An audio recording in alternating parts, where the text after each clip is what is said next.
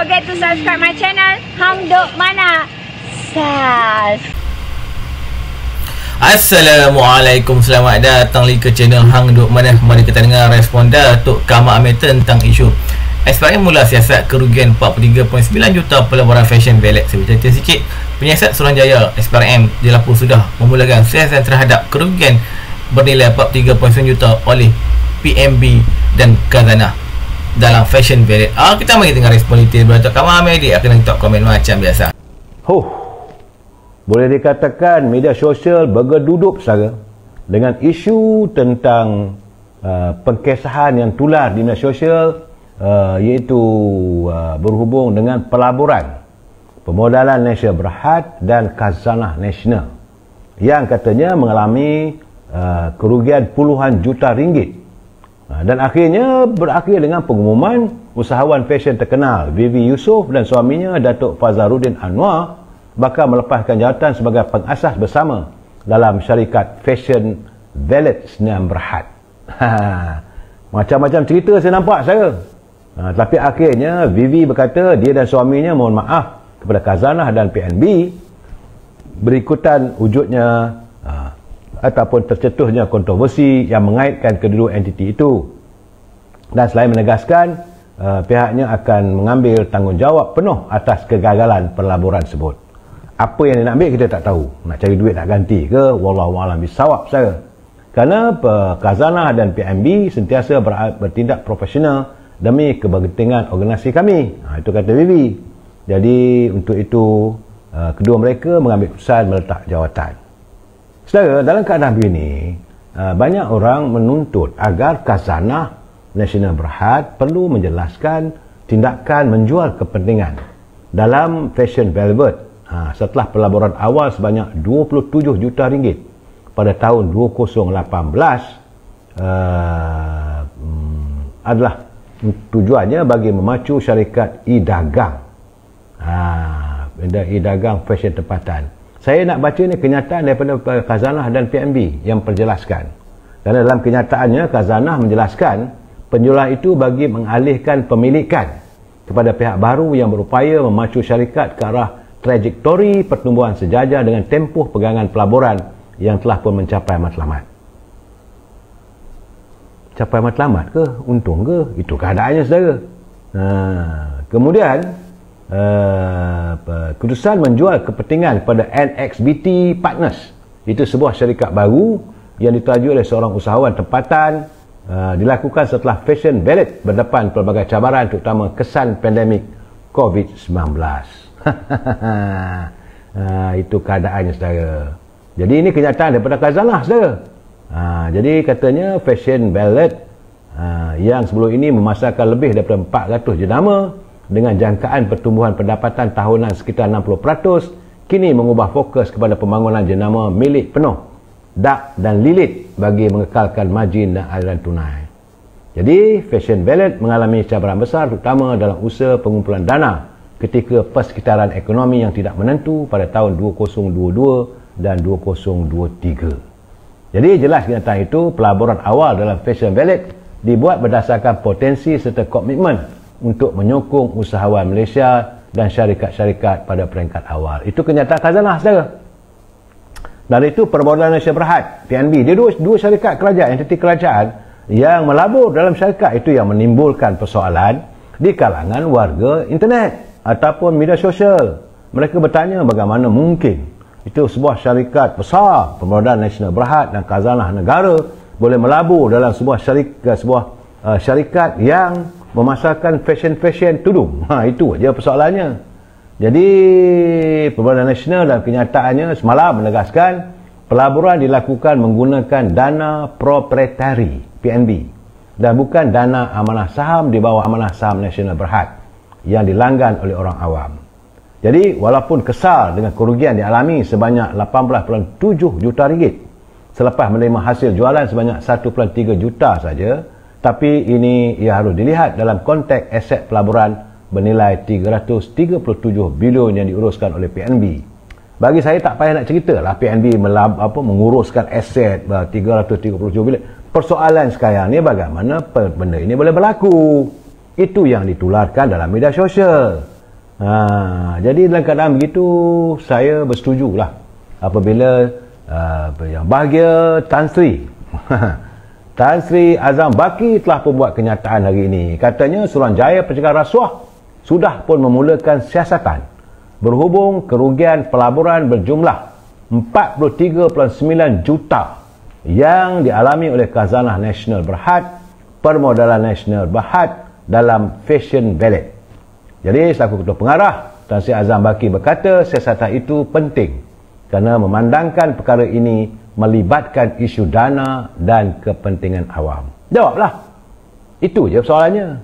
Sebab itu katanya beliau telah mengarahkan para pegawainya untuk memulakan siasatan kerana perkara tersebut melibatkan isu dan dana kepentingan awam.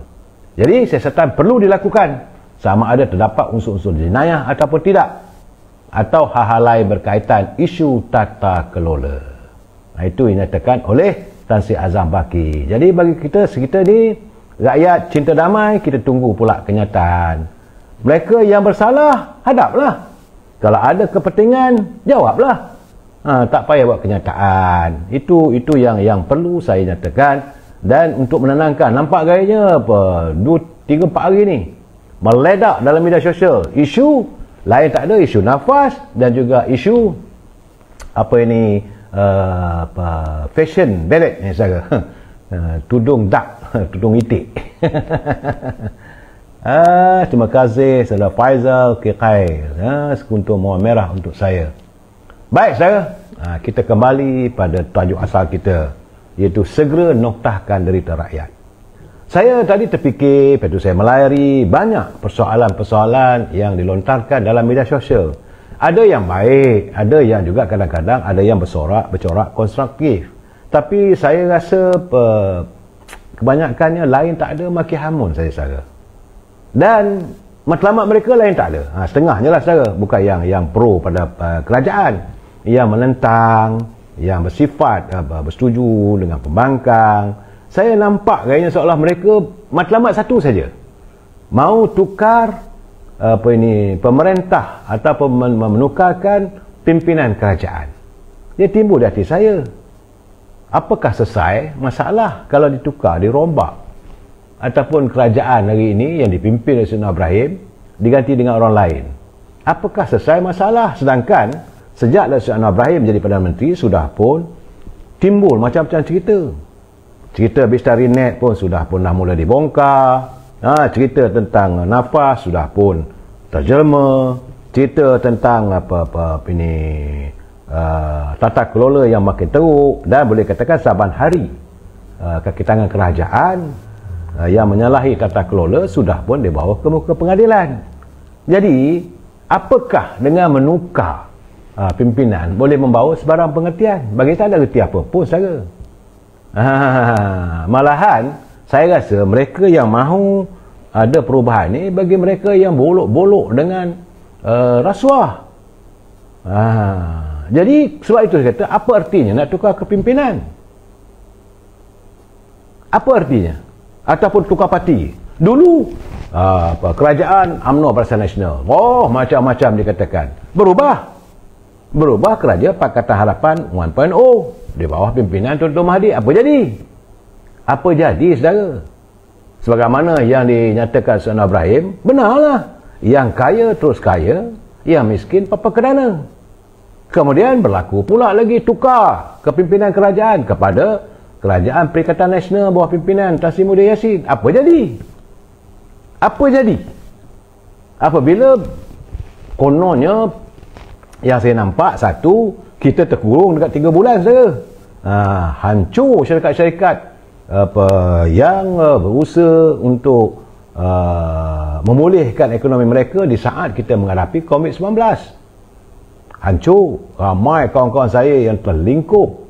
Malahan melalui kaca TV, Perdana Menteri waktu itu, jangan lupa saudara, Tan Sri Muhyiddin mengumumkan bahawa sekian-sekian banyak peruntukan disediakan oleh kerajaan untuk menjana ekonomi syarikat-syarikat kontraktor Bumi Putra yang menghadapi masalah melalui program Jana Wibawa. Akhirnya ke laut saudara. Itu yang ketiga. Yang kedua, kemudian tukar lagi pada Datuk Ismail Sabri. Apa jadi saudara? Macam-macam kita dengar. Bukan kita tak dengar saudara. Masa itu pejabat Perdana Menteri panas. Ada pula orang-orang tertentu yang menjadi runner. Kalau dapat tanda tangan Perdana Menteri, dapat projek-projek kerajaan. ABQ, terima kasih lah ABQ atas keringan. Ambo sapo hari-hari jang-jang. Jadi waktu itu nak dapat tanda tangan ataupun sokongan Perdana Menteri pun ada dana-dana yang diperlukan. Jadi bagi saya, kalau berubah, apa artinya? Tak ada berubah pun. Dan hari ini kerajaan dipimpin oleh Sri Anwar Ibrahim. Apakah kalau ditukar orang lain? Tukar parti lain pula nak mentadbir. Dulu daripada UMNO Barisan Nasional pada Pakatan Harapan 1.0. Tak ke mana pun. Dah tukar Perikatan Nasional. Terlingkup.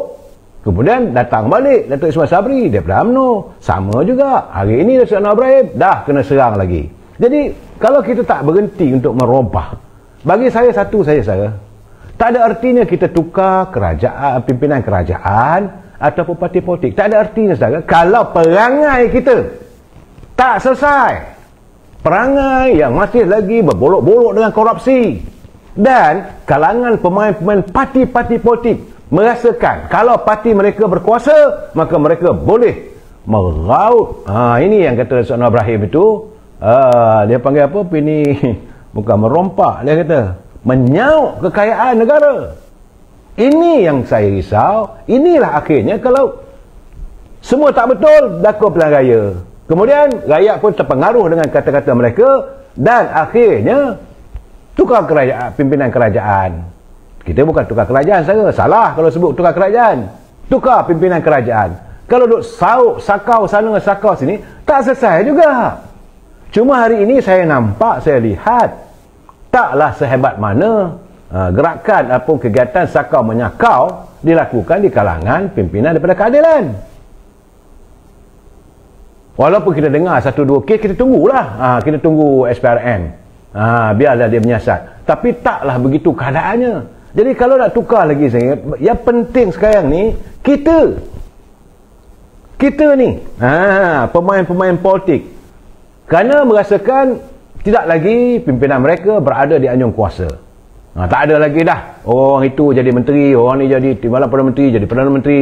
Jadi tak dapatlah nak menyakau dah. Itulah yang saban hari hidup membalon. Tapi kalau saya melihat, saudara, apa yang kita ada, kita usahakan. Kerajaan sedang memberi pelbagai, saudara, bantuan untuk memajukan warganya. Sepatutnya kita ambil kesempatan, saudara. Contohnya, saudara, saya minta maaf lah saudara, tak dapatlah saudara nak accept apa semua ni. Contoh, kalaulah sekarang ni dengan dana yang disediakan oleh kerajaan begitu banyak, bajet 421 bilion saudara, untuk menjana atau merangsang ekonomi warga kita. Ambillah peluang, janganlah minta yang besar-besar. Bermula dari kecil. Jadi saya lihat contoh, saya bagi contoh.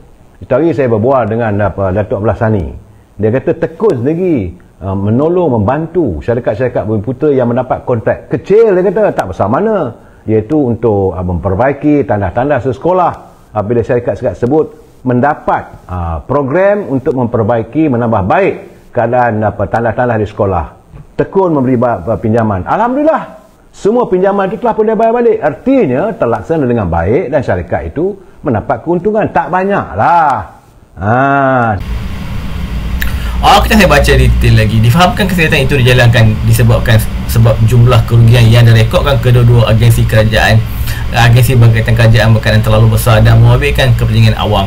BH difahamkan antara fokus kesihatan ketiga ini adalah berkaitan pengurusan kewangan dalam pelaburan itu serta unsur-unsur rasuah dalam perniagaan itu. BH cakap ini masih berusaha menghubungi Ketua SPRM Azam Baki untuk pengasahan kesihatan berkenaan. Kemarin PMB dan Gazanah dilapor perlu memberi penjelasan berhubung kerugian pelaburan berjumlah 43.9 juta yang dialami kedua-dua syarikat JLC itu. Kita minta menyokong kerajaan Perbadan Datuk Anwar Ibrahim. Assalamualaikum.